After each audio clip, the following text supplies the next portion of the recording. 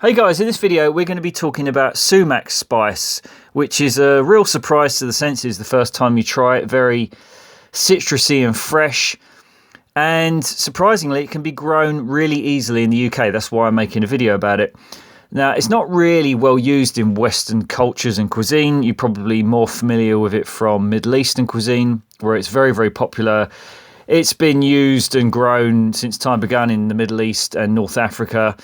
Also native to places like North America, probably was used by Native American Indians, just undocumented, and probably many other parts of the world. Even the plant itself is pretty unique. It's got this sort of velvety bark skin on the branches, and then these almost velvety, furry, bright pinkish red cone-shaped berry clusters known as drupes.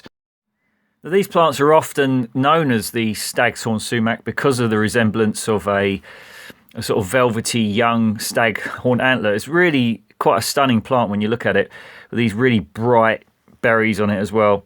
The plant can grow anywhere from the tropics right through to temperate zones like the UK, and grows to about 8 to 20 feet tall.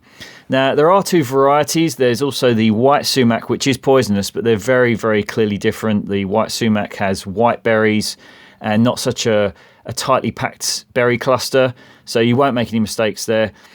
It's almost invasive. It grows that well. It reproduces through runners, seeds, or rhizomes. I've actually had the plant pop up on both sides of my lawn and actually had to take it down on the other side. It prefers well-drained soil, but can survive in sunny conditions or partial shade, and in my estimation produces about 10 grams of spice per drupe in the UK.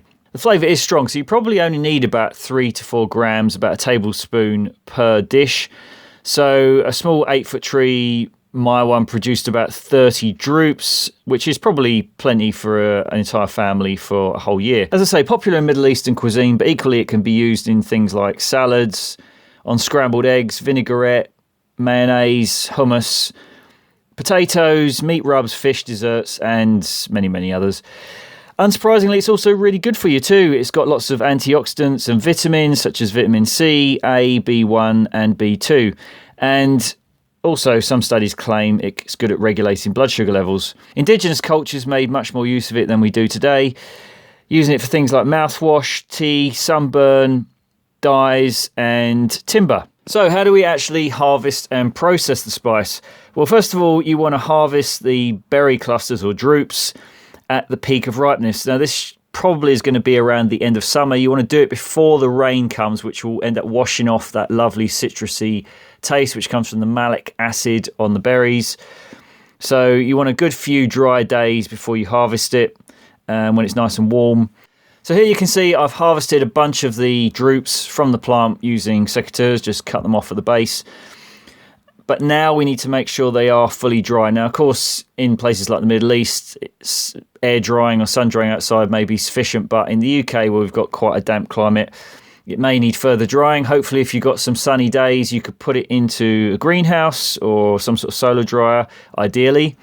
Otherwise, you're going to have to run it through a dehydrator for around about 12 hours at 135 Fahrenheit or 57 Celsius, or in the oven at a similar temperature for a similar time, leaving the door cracked open. Just be careful not to overcook them. If you burn them, you're going to lose all the flavour and the lovely bright pink colour. Now, you can dry the entire drupe, or you can separate the berries from the stems and dry them separately. It will actually dry quicker like that. Obviously, you've got a greater surface area and the berries, but don't chuck away those stems, especially if they've got a few berries left on them. Put those aside because we're going to use those for sumac lemonade later. Once the clusters are dry, allow them to cool and then destem if you haven't done so already. Next, we're going to run the separated berries through a spice or coffee bean mill to remove the fibres from the seed. The reason we're doing that is because a food processor is just too coarse. It doesn't quite knock the fibres off. You should end up with a load of separated seeds in there like this. Just make sure you only run the spice mill for 3 or 4 seconds. If you do it too much, you'll end up obliterating the seeds as well, and then they'll end up passing through the sieve. Now, we're going to want to filter this through a standard kitchen flour sieve, but unfortunately not all flour sieves are made equal. You want a mesh size of about 1.5 millimeters. Now, unless you've got some calipers, which I do, you're going to just use a standard ruler. You can figure it out. It's halfway between the 1 and 2 millimeter mark. If you have it too small, which I've done before, what tends to happen is the spice it's very hard to push through the holes and also clings to the underside of the mesh. So it's pretty important that you actually get the right size one and make your job a lot easier. Now you're going to place that sieve over a container and then run a spoon or some sort of rounded wooden utensil like a rolling pin to force the spice through the holes in the mesh. And hopefully what tends to happen is the spice pushes up towards the edges and then you end up with the seeds in the middle, and halfway through you can sort of tip the seeds out and then just carry on. If you've dried the sumac well enough and you've got the right size mesh, then you should be able to just sieve it as well, and you'll see here that the spice is falling through the holes. And any spice stuck to the underside of the sieve can be brushed off with a stiff bristled natural fibre brush like this one, or scraped off with a spoon. And this is our finished article. You can now store it in an airtight container in a cool, dark place, or in the fridge, or in a freezer, and just enjoy. And now onto the sumac lemonade. I guess it's called lemonade because it's got that sort of citrusy flavour.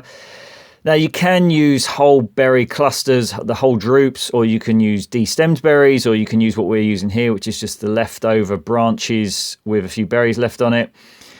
All you want to do is throw that in some fresh cold water, about 1 cup of water per cone. You can crush the berries up for a bit more flavour. Then you want to leave it for about an hour. Strain it through a cheesecloth and then add some flavouring such as fresh mint, honey, crushed fresh fruit or berries, and serve it with ice. You could even carbonate it with some CO2, make it like a proper fizzy drink. Or you can actually take the original liquor without all the additives and freeze it into ice cubes and add it to other drinks. Anyway, guys, that's it for this video. I hope I've opened your eyes to the possibilities of sumac, growing it in the UK and using it for different culinary purposes. If you like the video, please hit the like button and subscribe to my channel. I'll be making more videos on permaculture, sustainability, repairs, and so on. So we'll see you on the next one. Cheers. Bye.